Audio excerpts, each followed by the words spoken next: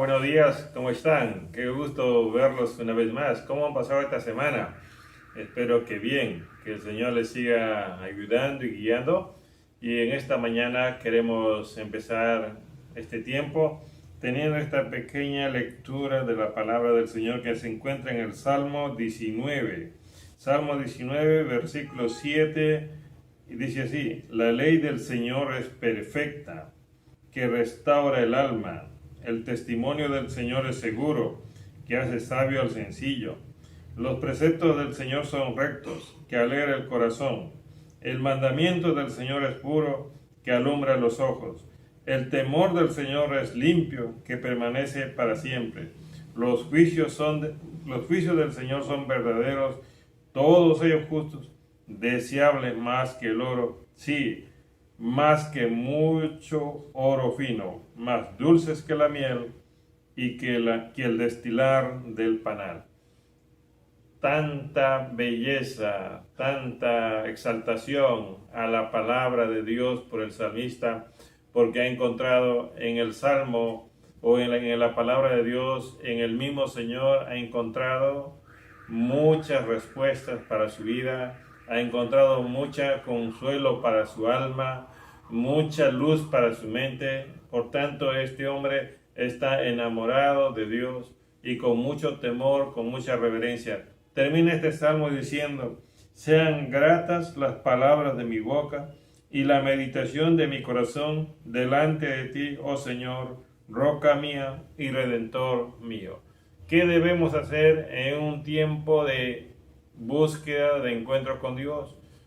Ser prudentes, saber ante quién nos estamos presentando y mostrar todo nuestro corazón y demostrarle todo el amor que tenemos. Vamos a orar para empezar nuestro tiempo de adoración ahora. Padre, en el nombre de Jesús, te bendigo, Padre. Te adoro, Señor, porque nos das una oportunidad más de poder encontrarnos a través de este medio, Señor, y poder compartir tu palabra. Bendice, Señor, nuestras vidas por medio de tu palabra y alegra nuestro corazón, Señor, con tu presencia, con ese bálsamo que viene de ti. En el nombre de Jesús. Amén. Amén.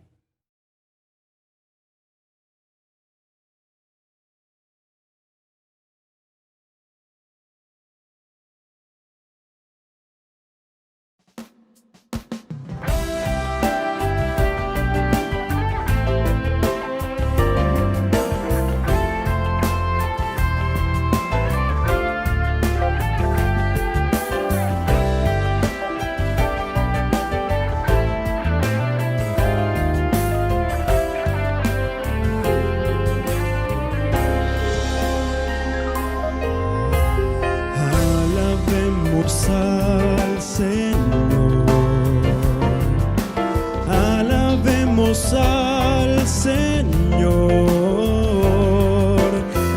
alabemos al Señor, alabemos al Señor. Alabemos al Señor, alabemos al Señor, alabemos al Señor,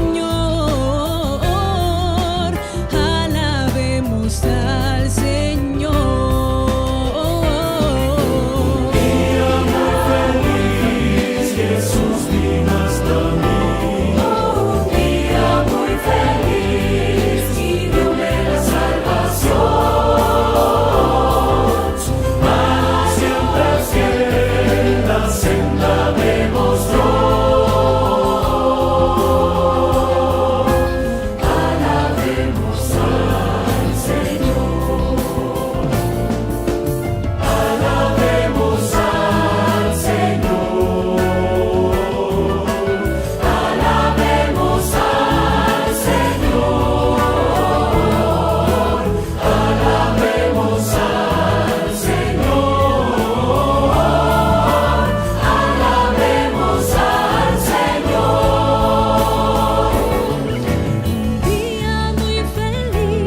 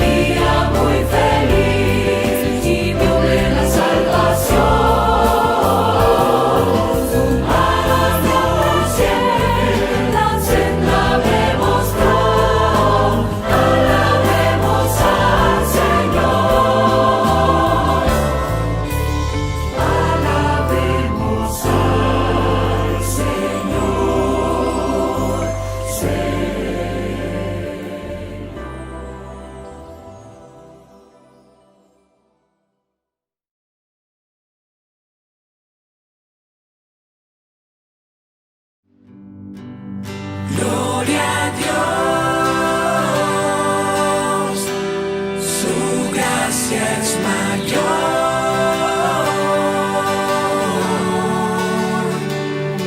Sus misericordias hoy nuevas son. Mis faltas son muchas, su gracia es mayor.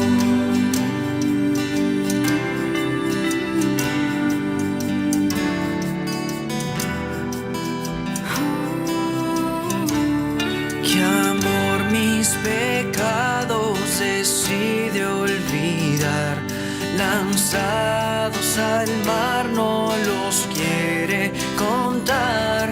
Él siendo omnisciente olvida mi error.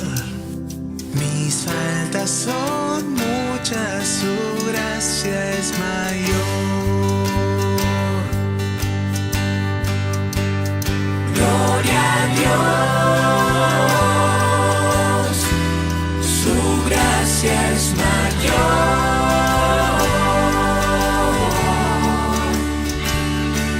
Sus misericordias hoy nuevas son. Mis faltas son muchas, su gracia es mayor.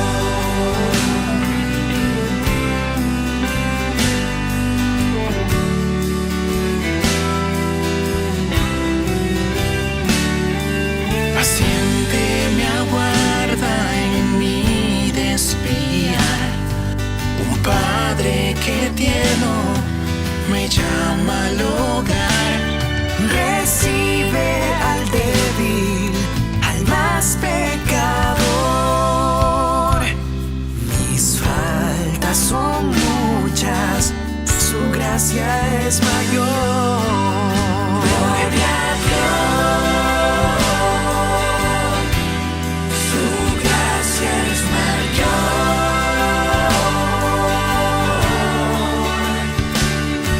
Sus misericordias hoy nuevas son. Mis faltas son muchas, su gracia es mayor.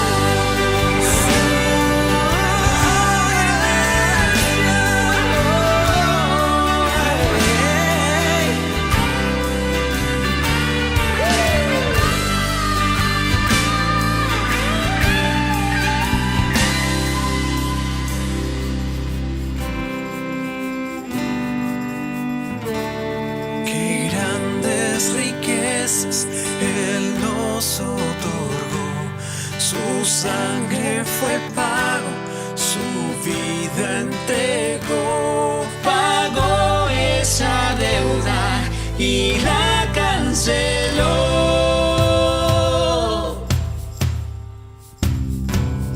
Mis faltas son muchas, su gracia es mayor. Es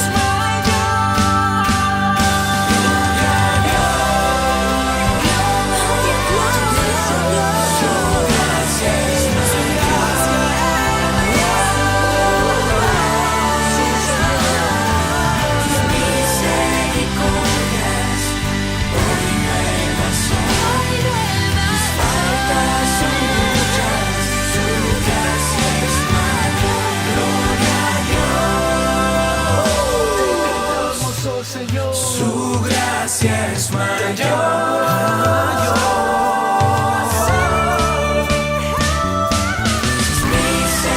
Misericordias hoy nuevas son. Mis faltas son muchas, su gracia es mayor. Mis faltas son muchas, su gracia es mayor. Mis faltas son muchas, su gracia es mayor.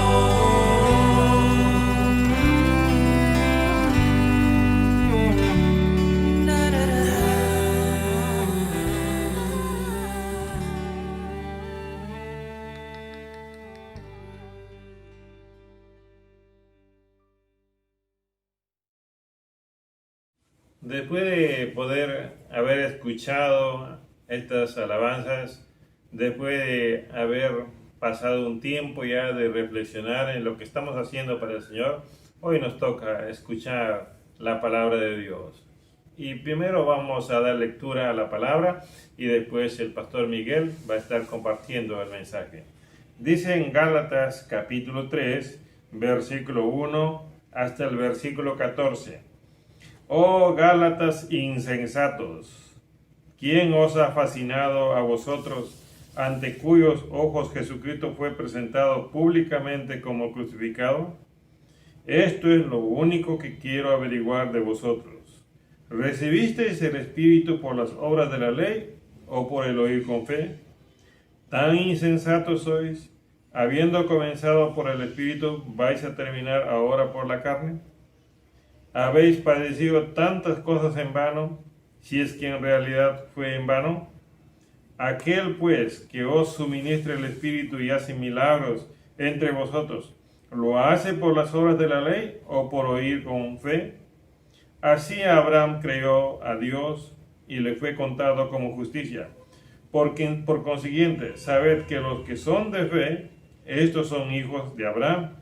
Y la Escritura, previendo que Dios justificaría a los gentiles por la fe, anunció de antemano las buenas obras a Abraham, diciendo: en ti serán benditas todas las naciones. Así que los que son de fe son bendecidos con Abraham, el creyente, porque todos los que son de las obras de la ley están bajo maldición, pues escrito está: maldito todo el que no permanece en todas las cosas escritas en el libro de la ley para hacerlas. Y que nadie es justificado ante Dios por la ley. Es evidente, porque el justo vivirá por la fe. Sin embargo, la ley no es de fe. Al contrario, el que las hace vivirá por ellas. Cristo nos redimió de la maldición de la ley, habiéndose hecho maldición por nosotros, porque escrito está: maldito todo el que cuelga de un madero, a fin de que en Cristo Jesús la bendición de Abraham viniera a los gentiles, para que recibiéramos la promesa del Espíritu mediante la fe. Hasta ahí la lectura de la palabra, y en esta oportunidad vamos a escuchar al pastor Miguel Marchido.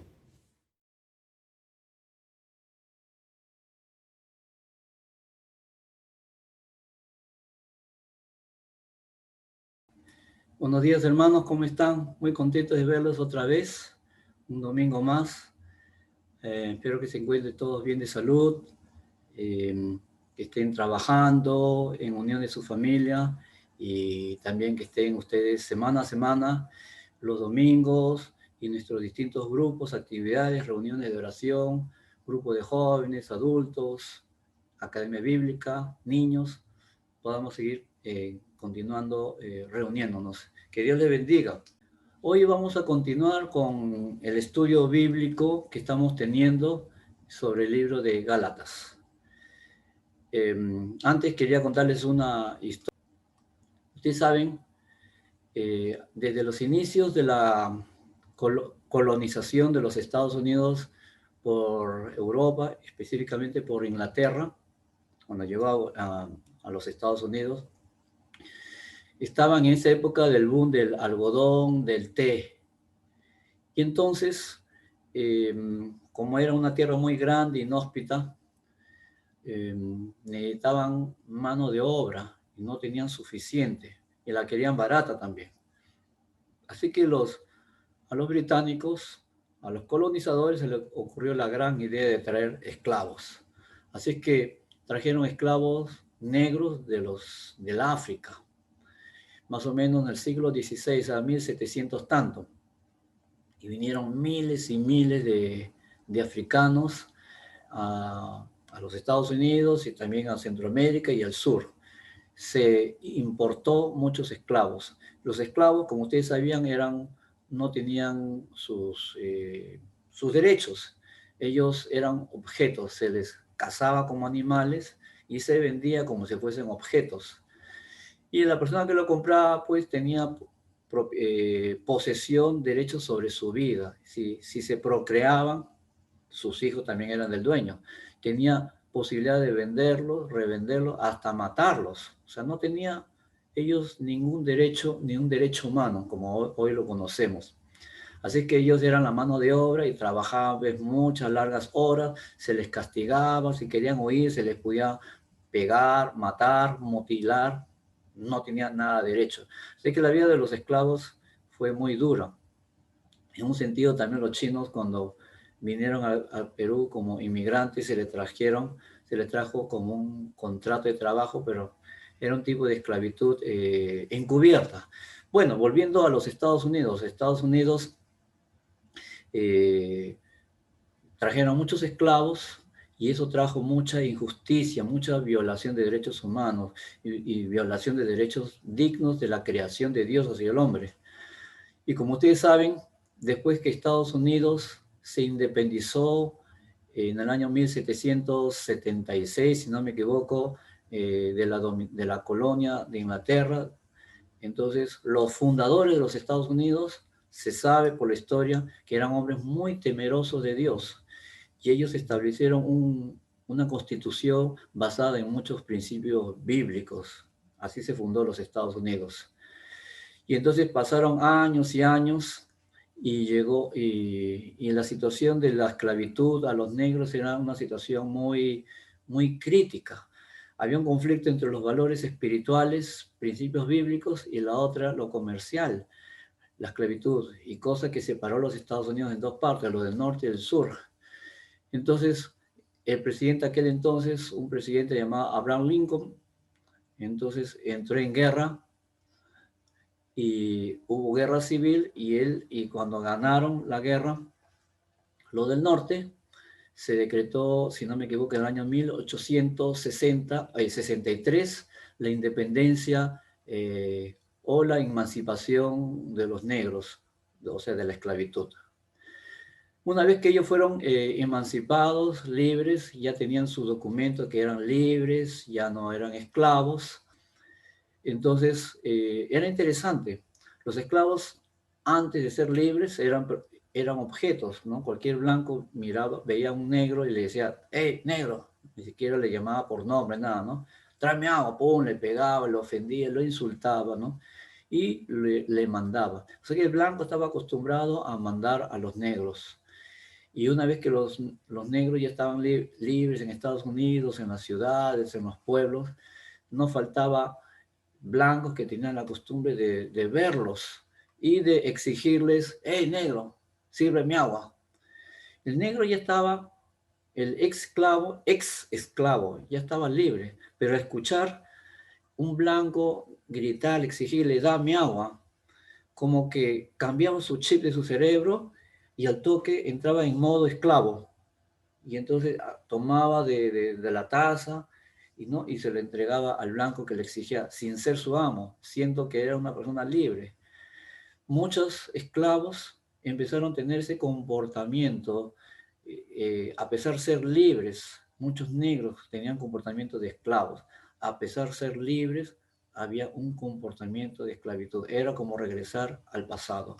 Justamente hoy día yo quiero hablarles cómo también los cristianos en sus inicios escucharon el Evangelio, que éramos libres por la fe, éramos salvos, pero vinieron un conjunto de líderes o de maestros, personas que tenían judíos que se habían convertido al cristianismo y decían que no era suficiente creer, sino tenían que practicar las leyes, los ritos y lo que enseñaba la ley mosaica.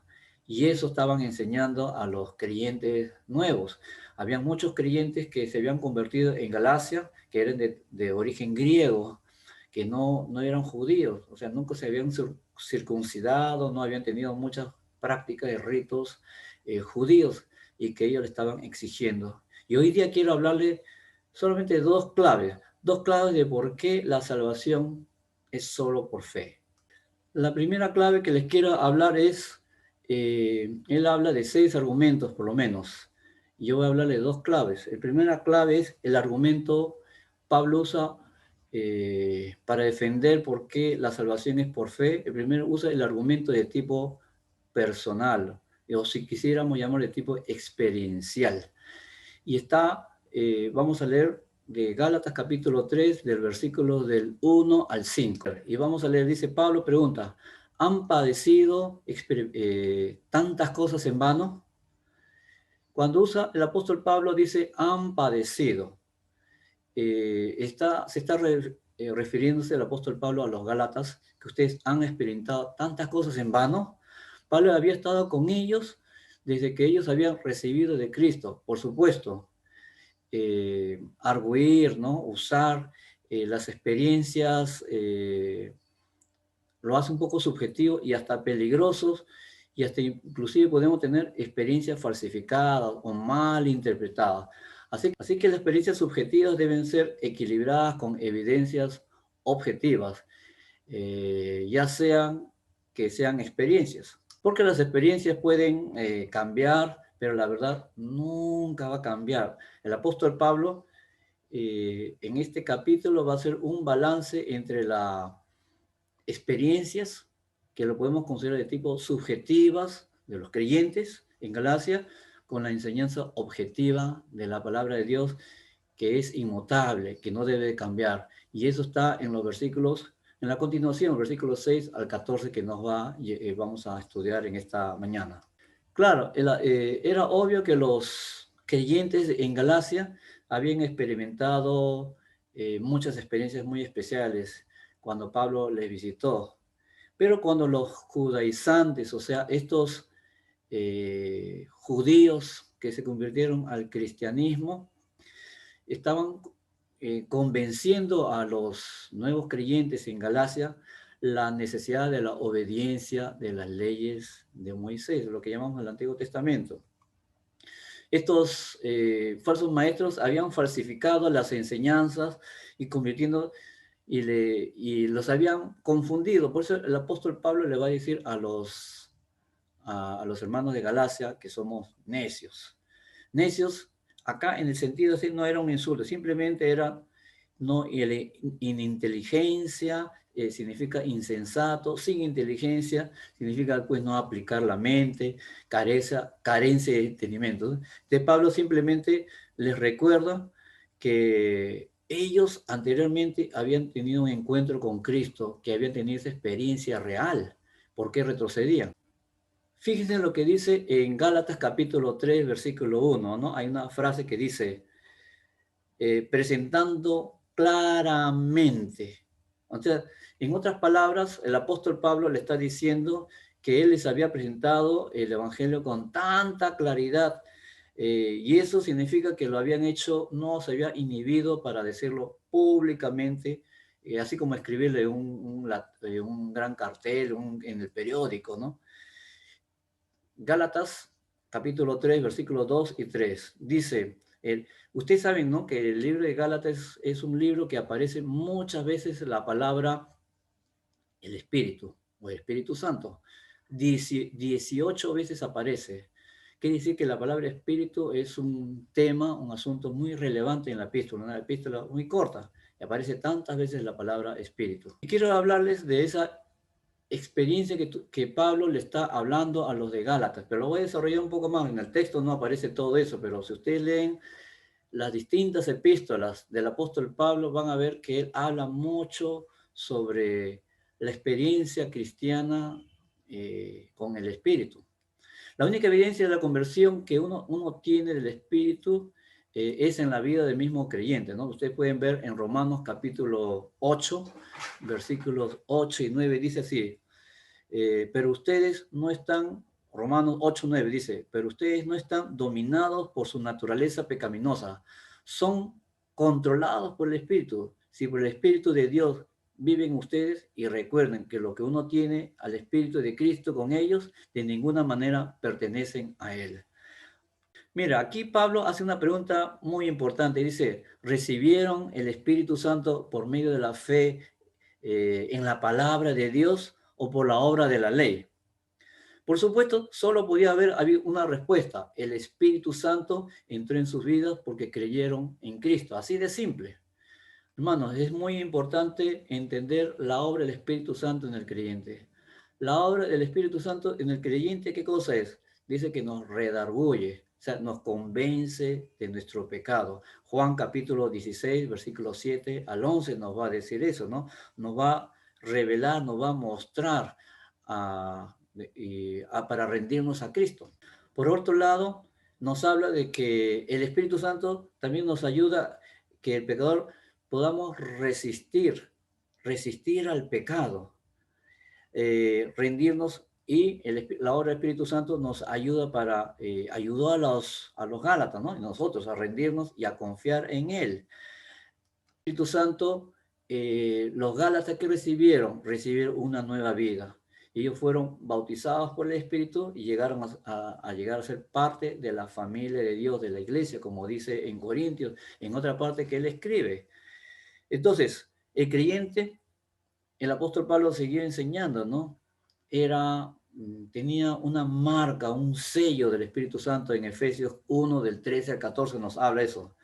Y al sellarnos era como una garantía que el creyente gozaba, un sello en nuestro corazón, en nuestra vida, en nuestro comportamiento, que pertenecíamos a Dios. Así que el Espíritu Santo hacía que los creyentes nos hiciéramos responsables también de nuestro cuerpo. La Biblia, el apóstol Pablo dijo que era el templo del Dios viviente. Así que el Espíritu también ponía en nuestro corazón ese deseo, ese temor de cuidar nuestro cuerpo, de no prostituirlo con pecados inmorales, sexo, gulas, mutilaciones, maltrato a nuestro cuerpo. Nuestro cuerpo es el templo de Dios. Y eso el Espíritu Santo lo experimentaron también los Gálatas. Otra cosa que habían experimentado los Gálatas es el Espíritu Santo. Cuando nosotros no le obedecíamos, dice que lo contristábamos, como lo apagábamos. Y al contristar y apagar el Espíritu Santo era como que perdíamos una fuerza, un vigor espiritual para seguir tener una vida cambiada, transformada. Y eso habían experimentado los Gálatas. El apóstol Pablo va a estar hablando que también los creyentes hemos de ser llenos del Espíritu Santo. Otra experiencia que también los Gálatas debieran haberlo experimentado. La llenura del Espíritu Santo es el control que tenía el Espíritu sobre uno, cosas que nosotros hacíamos, y al dejar que Dios tuviese control sobre nosotros, nuestras vidas eran transformadas, cambiadas. Esa era la llenura del Espíritu Santo, un gozo pleno, un deseo de obedecerle, de someternos a Dios. Eso era lo que Pablo estaba recordando. Se han olvidado. Por eso el apóstol Pablo, él se sorprende y le dice, ¿no? Le hace una pregunta. Habiendo comenzado por el Espíritu, ¿ahora vais a acabar por la carne? En otras palabras, ustedes empezaron bien. El Espíritu Santo nació en sus corazones, los ha transformado. Pero ahora ustedes están retrocediendo y ahora ustedes van a acabar en la carne. O sea, van a acabar retrocediendo a ser como ser esclavos. Antes eran ustedes esclavos de la ley, o sea, tengo que cumplir esto, tengo que hacer esto, tengo que cumplir muchos ritos, y nunca lo podían hacer perfectamente. Se sentían esclavos, no eran libres, estaban sometidos a normas de comportamiento. No les nacía hacerlo. Y ahora que tenía el Espíritu, Dios lo había transformado, y ahora ustedes están retrocediendo, y ahora ustedes están volviendo como esclavos a las normas, a las leyes, a los rituales. Y entonces dice que vais a regresar a la carne, ¿no? Entonces, a la carne se refiere a regresar a la vieja naturaleza del creyente. Ustedes saben que cuando uno nace, un niño biológicamente nace, pues nace con todo, pues sus oídos, su nariz, su boca, sus brazos, ¿no? O sea, estamos hablando de los nacimientos, partos normales. Nacen con sus pulmones, corazón, todo nace. No es que poco a poco, cuando nace completo con todo.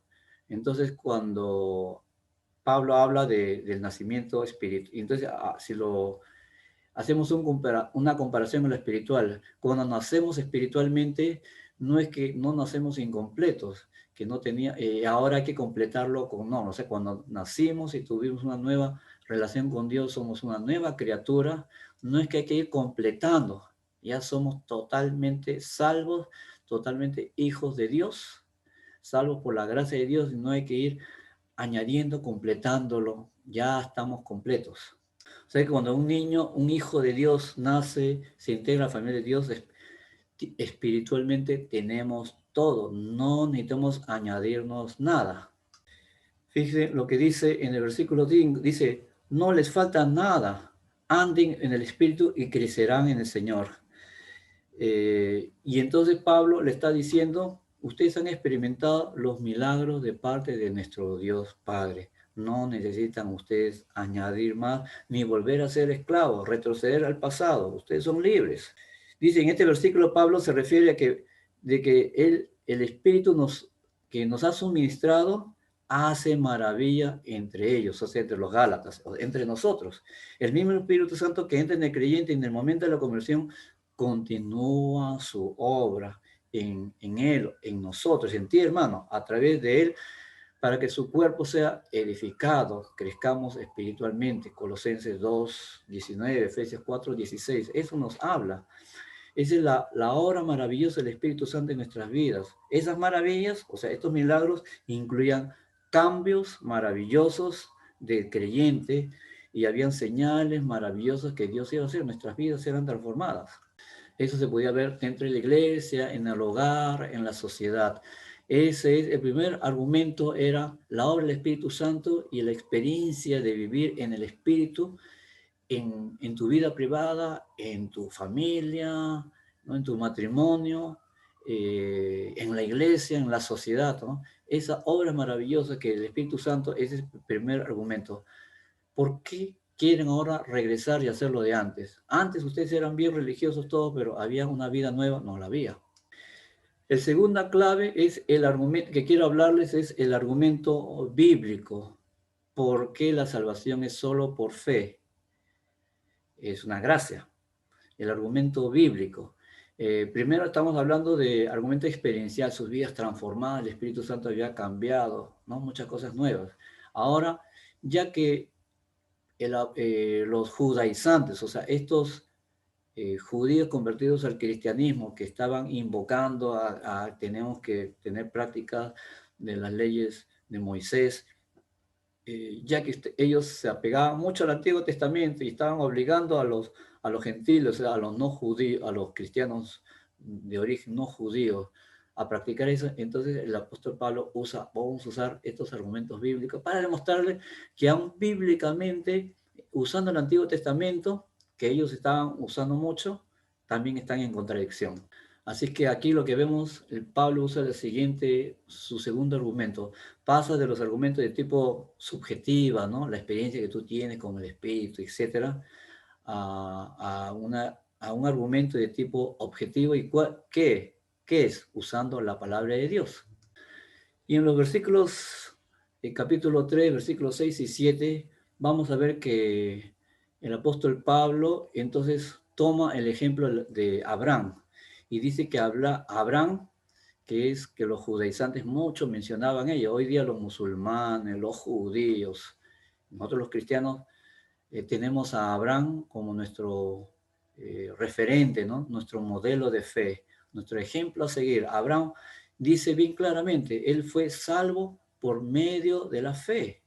Entonces el apóstol Pablo empieza citando a Moisés, ¿no? Ahí en Gálatas, pero está citando a Moisés, ¿no? Y Gálatas en Génesis capítulo 15, 16, 15, 6. Pablo, para mostrar que la justicia de Dios que le fue atribuida a Abraham solamente porque él creyó en la promesa de Dios, no por lo que él hizo. Fíjense lo que dice Génesis 15, 6, dice, y creyó, está hablando de Abraham, a Jehová y le fue contada por justicia. La palabra contada o contado, que aparece aquí en Gálatas capítulo 3, versículo 6, que se refiere al Génesis capítulo 15, versículo 6, y también Romanos capítulo 4, 11, y del 22 al 24, significa que la cuenta que nosotros tenemos de nuestros pecados, porque todos hemos pecado, todos somos pecadores, Cristo los tomó, o sea, esa cuenta, esa lista, ¿no? Esa deuda que la paga del pecado es muerte, Cristo los tomó como suyo. Cuando dice que él fue contado por justicia, quiere decir que aunque tú eres pecador, deudor, mereces la muerte, entonces se te considera se te trata como si fuese justo, como si no debieras nada. Entonces podemos traducir así, ¿no? Abraham le creyó a Dios y Dios lo consideró justo debido a su fe. ¿Por qué lo creyó? No porque él hizo algo al respecto. O sea que los pecados de los creyentes ya no son cargados, o sea, nosotros a nuestra propia cuenta, o sea, como algo que tenemos que pagar con una indulgencia, con dinero, con un tiempo, cosa que no queremos, ¿no? En el purgatorio, haciendo penitencias aquí en la tierra, haciendo cosas, dando ofrenda, dinero, obras comunitarias, nada de eso. Todas nuestras culpas, nuestros pecados que estaban sobre nosotros, ha sido cargado sobre Jesucristo. Romanos capítulo 4, del versículo 1 al 8. Entonces, ¿qué es lo que dice? Esto significa que delante de Dios no va a aparecer ninguna deuda, hermano, tuya ni mía. No debemos nada. Así que el creyente nunca va a ser traído a un juicio a causa de sus pecados, porque Cristo los cargó todos. Así dice a Abraham, por su fe, ¿no? Fue contado por justicia, ser considerado como justo, solo por fe, no por sus obras. Claro, entonces los judíos empezaron a tener una confusión, ¿no? Y un falso orgullo. Un orgullo, sí, pero finalmente torcido. Fíjese lo que dice así. Los judíos se sentían muy orgullosos de su relación con Abraham. El problema es que pensaban que por esa relación biológica, ser descendientes de Abraham, automáticamente ellos también iban a ser salvos.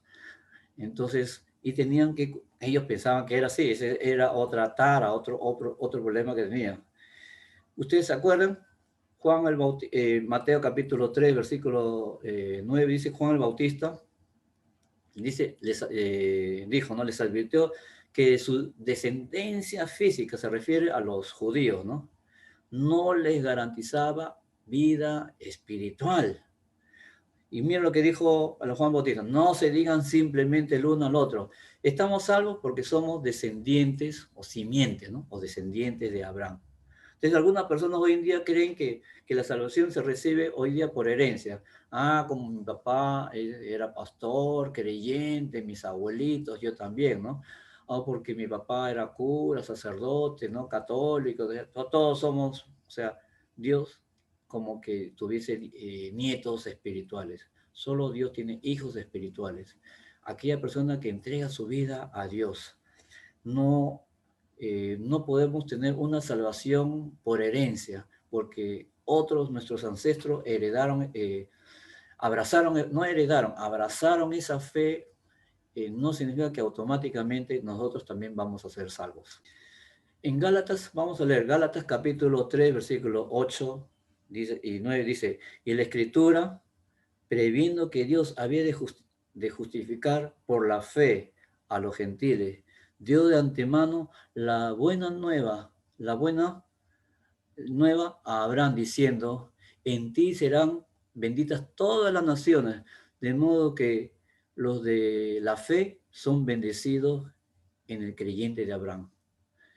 Miren, hermanos, qué interesante. Acá el apóstol Pablo cita prácticamente la promesa que Dios le dio a Abraham hace aquel entonces más de 2000 años atrás, cuando lo cuenta el apóstol Pablo. Dios está basado en Génesis capítulo 12, versículo 3, cuando llama a Abraham, ¿no? Lo saca de Ur, dice, y le dice de que de su simiente será de bendición a todas las naciones. Todas las naciones quiere decir los no judíos también. Entonces es una prueba que esta promesa que Dios dio a Abraham, que a través de la descendencia de Abraham iba a ser de bendición a todas las naciones. Entonces quiere decir de que Dios quería hacer de bendición aún mismo hasta las naciones gentiles. O sea, no tenemos que convertirnos en judíos. Los gentiles, nosotros que no somos judíos, también hemos de tener esa bendición de ser salvos. Dios entonces predicó las buenas de Abraham hace muchos siglos atrás, y Pablo lo llevó entonces este mensaje, pues así lo entendió también a los Gálatas. Ellos eran gentiles. eran pecadores, y ustedes como son pecadores son justificados por medio de la fe y no por guardar, o sea, no por cumplir las obras de la ley. Entonces la lógica, aquí encontramos la lógica, muy evidente, ¿no? Si Dios prometió salvar a los gentiles, o sea, a los no judíos, por medio de la fe, entonces lo que hacían los judaizantes estaban equivocados al tratar de hacer volver al creyente, al gentil, a la ley. Es como los esclavos negros, volverlos a que otra vez tenían que servir a los blancos, les exigía y regresar. No, no tenían que hacerlo. Sí, eran negros, fueron esclavos un tiempo, pero ahora eran libres los negros emancipados en los Estados Unidos. No tenían por qué obedecer al mandato de un blanco. Y eso es lo mismo que está diciendo, ya tú eres libre.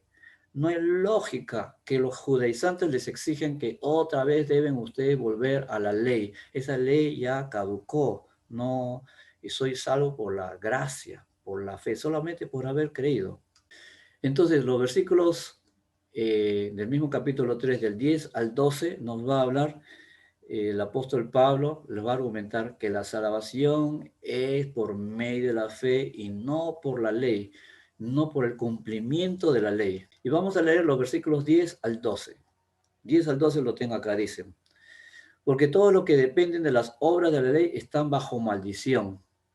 Pues escrito está, maldito todo aquel que no permaneciera en todas las cosas escritas de este libro de la ley, para hacerlas. Y que por la ley ninguno se justifica para con Dios, es evidente, porque el justo por la fe vivirá. Versículo 12. Y la ley no es de fe, sino que dice, el que hiciera esta cosa vivirá por ellas. Hermano, la salvación, entonces, en otras palabras, nunca puede ser el resultado de la obediencia de la ley, ya que acá mismo el apóstol Pablo habla de que la ley trae maldición, no trae bendición. Qué increíble. ¿Por qué? Mira, acá el apóstol Pablo, cuando hace referencia, realmente está refiriéndose a un texto que está en Deuteronomio capítulo 27, 26. Recuerdan que él era un ex fariseo, ¿no? Y un líder importante. Él conocía mucho el Antiguo Testamento. Y él va a citar ahí en su carta a los Gálatas. En Deuteronomio 27, 26 dice, maldito el que no confirmare las palabras de esta ley para hacerlas, y dirá a este pueblo, amén. O sea, quiere decir que ¿por qué era maldito la ley? Porque exigía un completo y perfecto cumplimiento de todas las normas. El día que no cumpliera todas las normas, fallar en uno, entonces le caía la ley. Es como cuando uno maneja, por ejemplo, carro. Entonces cumple todas las reglas de tránsito, las luces de tráfico, etc. Y estás así, pues 1, 2, 8 horas, eres un taxista, un microbusero, ¿no? Un conductor. Y más o menos ya casi para regresar a tu casa, ya estás cansado, ves la luz roja ahí, está cansado, pum, me paso la luz roja. Y justo había un policía ahí, una cámara, un policía te detiene y dice, una multa, señor. Pero ¿por qué una multa, esto que el otro? Usted se ha pasado la luz roja, aquí está la filmación, acá está la prueba, la evidencia. Pero señor, mire, yo he estado 8 horas, 10 horas manejando, he respetado todas las normas de tránsito, he cumplido. No, usted no le estoy poniendo la multa por las cosas que usted hizo correctas. Usted le estoy poniendo la multa por delito, ¿no? Infracción al tránsito que ha tenido. Entonces usted es un infractor. Por más que usted cumplió lo pasado, lo de ahora lo hace infractor como si fuese de todo. Usted es infractor de la ley, no de esta ley, sino de la ley en general. Es igual, hermano. ¿Por qué la ley era maldita? En un sentido porque nadie podía cumplirlo, se exigía perfección y nadie podía hacerlo perfectamente. Ni tú ni yo lo podemos hacer, ni el pastor, ni el papa, ni el cura, nadie, ni un hombre santo que ustedes conozcan, ni el apóstol Pablo.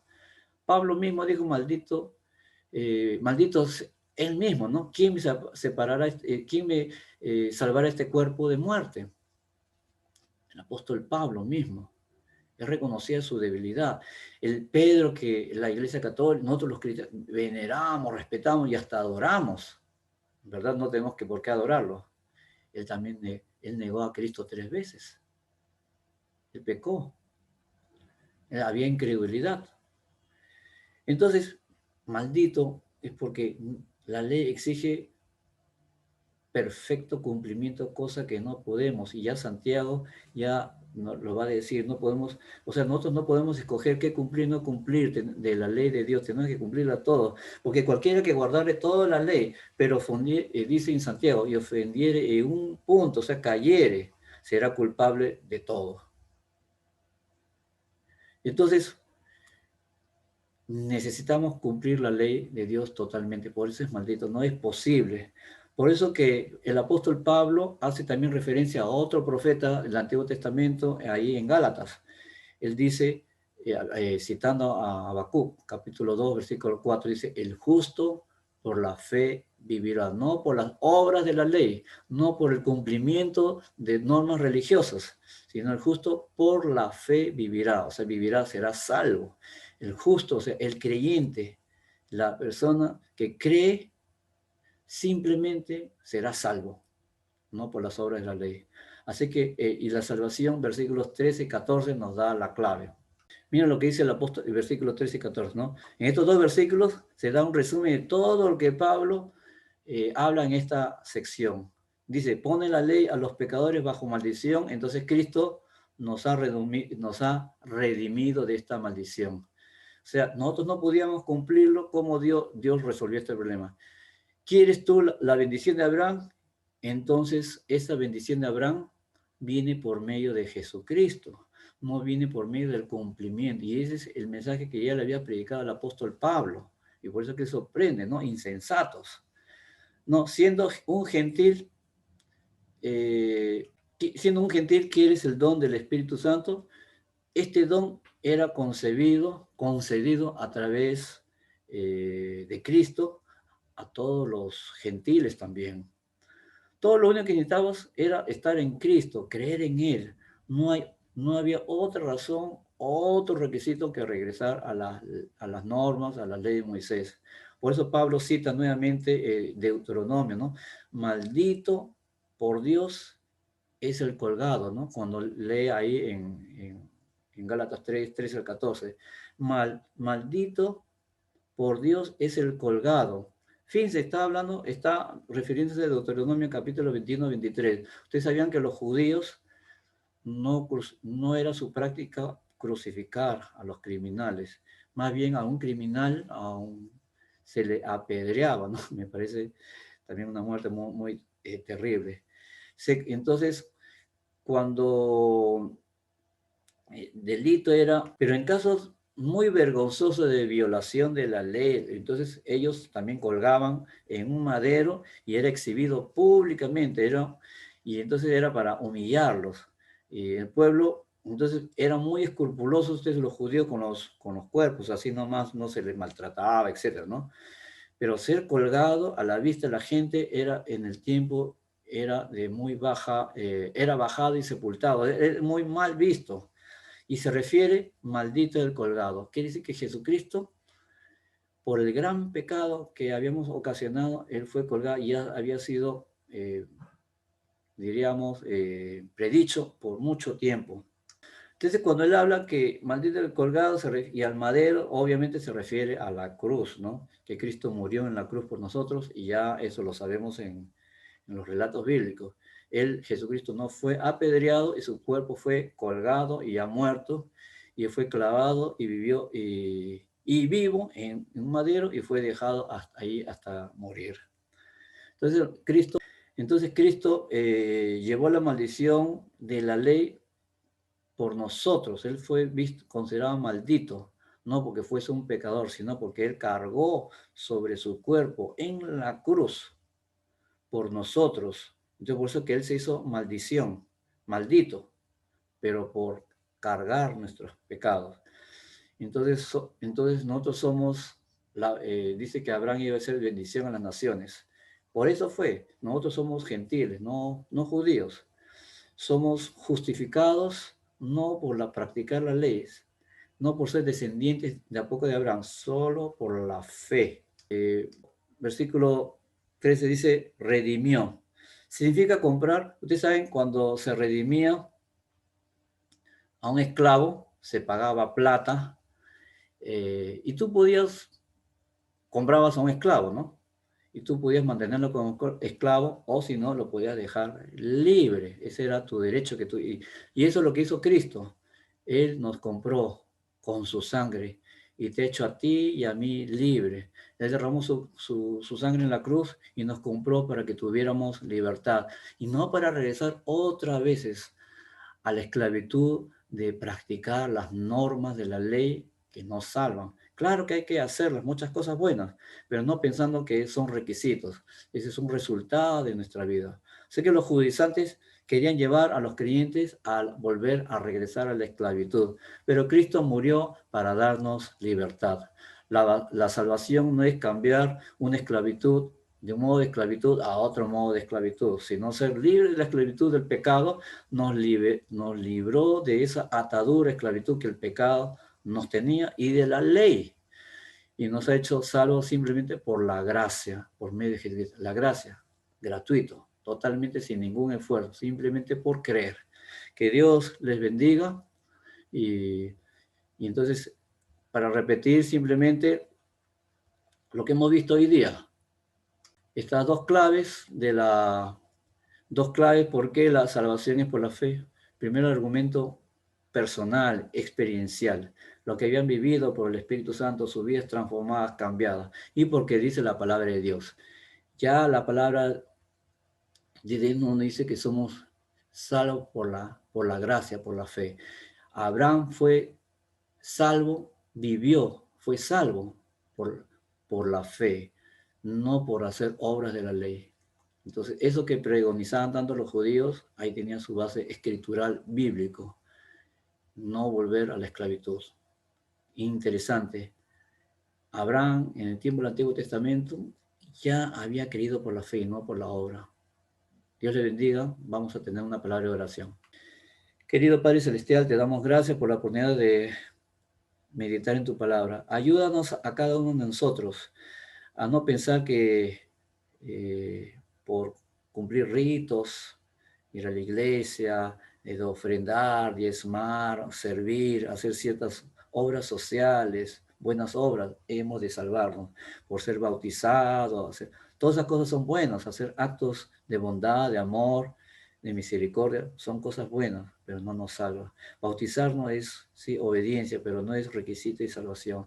Bendice a cada uno de nosotros que no retrocedamos a los rudimentos antiguos del Antiguo Testamento, que vivamos la libertad de ser hijos tuyos y con gozo. Bendice a cada uno de mis hermanos, bendíceles, guárdales en su salud y en sus vidas. En el nombre de Jesús. Amén. Ahora, después de haber escuchado la palabra del Señor, como cada semana, como cada mes, nos servimos la cena del Señor el primer domingo y hoy día vamos a participar de la cena de acuerdo a las instrucciones que hemos dado. Usted ahí en casa ya puede participar con nosotros. El pastor Miguel va a estar dirigiendo esta parte.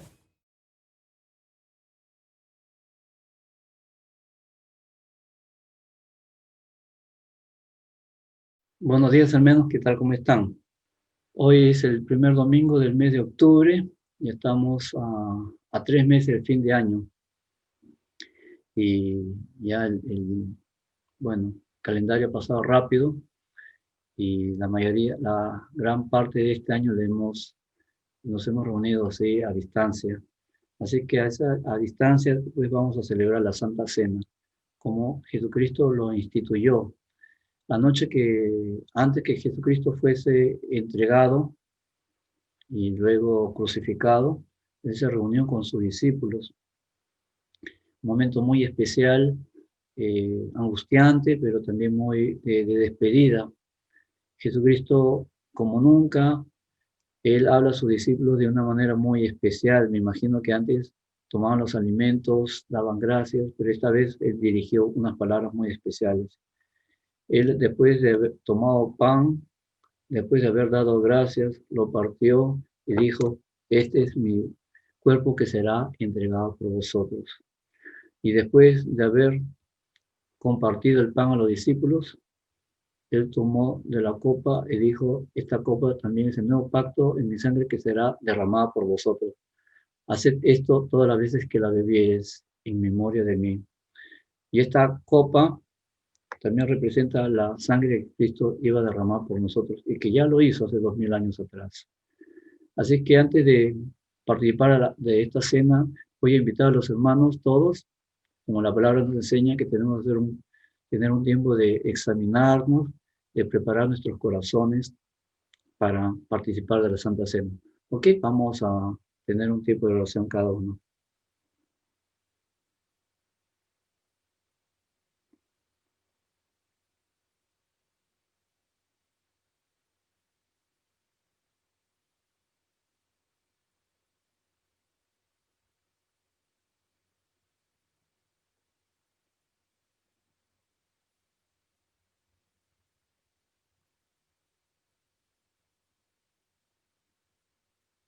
Querido Padre Celestial, hoy en esta mañana queremos darte las gracias porque como iglesia, como cuerpo, podemos reunirnos y conmemorar lo que Cristo hizo por nosotros. Gracias por tu amor por nosotros. Hoy recordamos una vez más a través de estos elementos, este pan y esta copa, que representa tu cuerpo y tu sangre que fue derramada por nosotros. Y gracias porque gracias a esto que hiciste por nosotros y nosotros creerlo por la fe, somos salvos. Gloria sea tu nombre. Perdona todos nuestros pecados.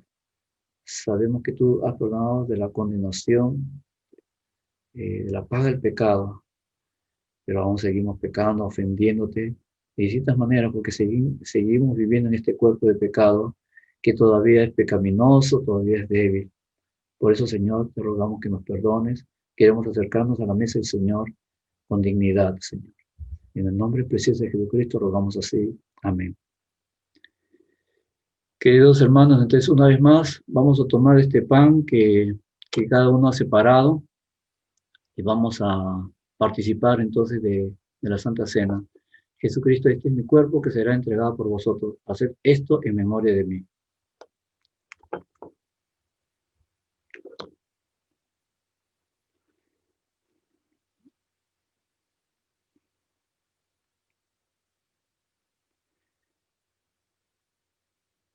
Jesucristo, después de haber tomado el pan, él tomó de la copa y también dio gracias y dijo, esta copa es un nuevo pacto que haré por vosotros, haced esto en memoria de mí. Así que hermanos, se han separado pues un pan, una galleta y una copa de té o refresco o vino. Vamos juntos a conmemorar lo que Cristo hizo por nosotros.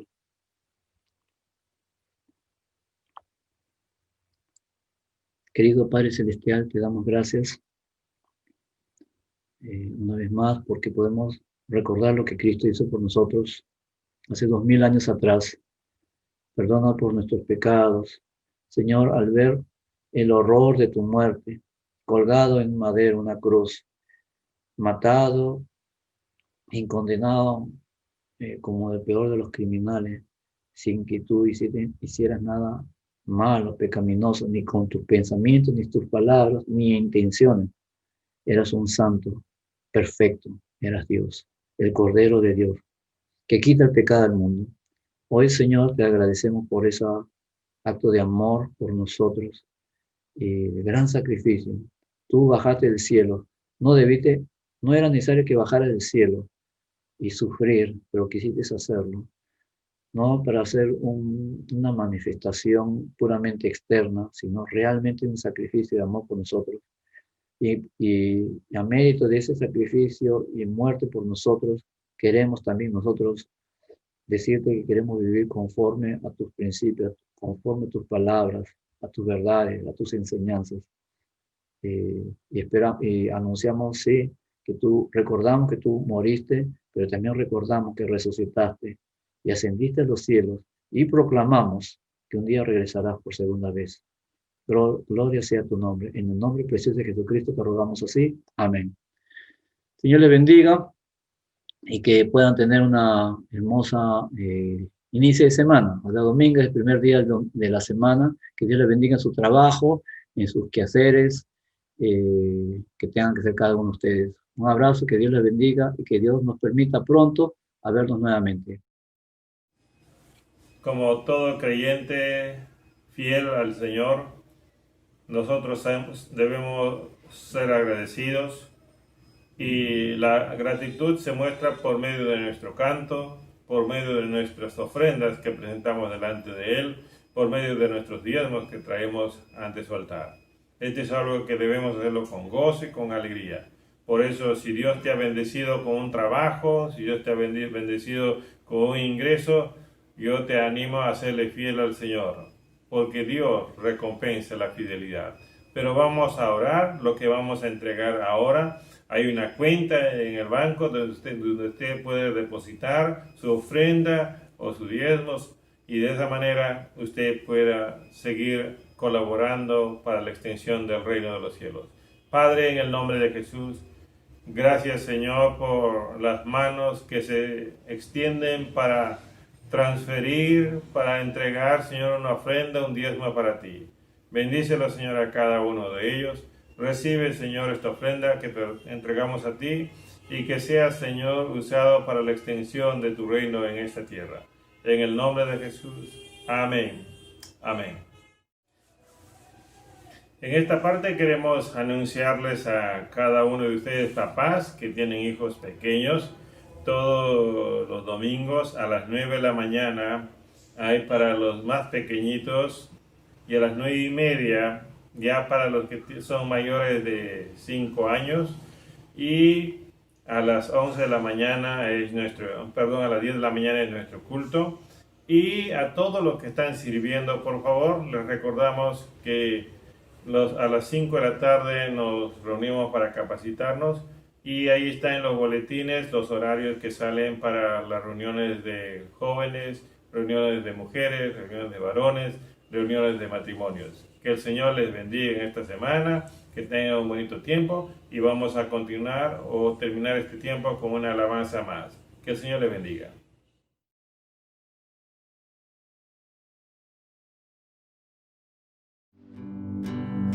Gloria a Dios,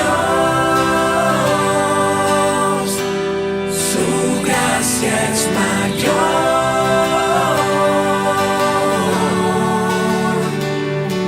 sus misericordias hoy nuevas son, mis faltas son muchas, su gracia es mayor.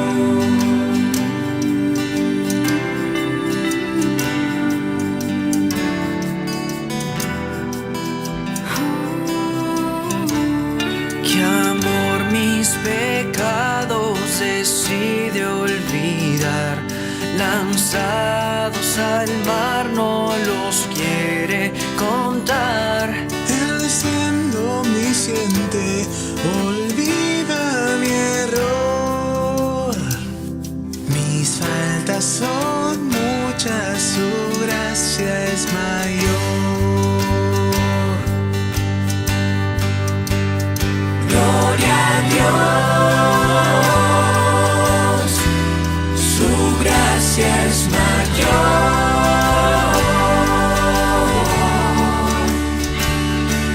sus misericordias hoy nuevas son, mis faltas son muchas, su gracia es mayor.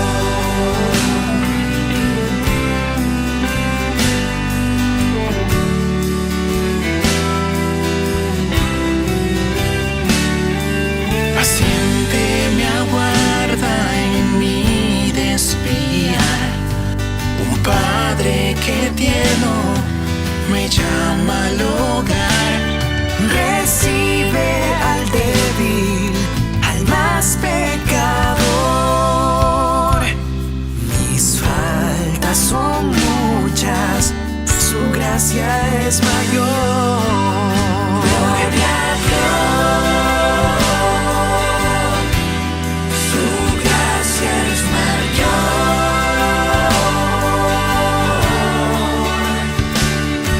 sus misericordias hoy nuevas son, mis faltas son muchas, su gracia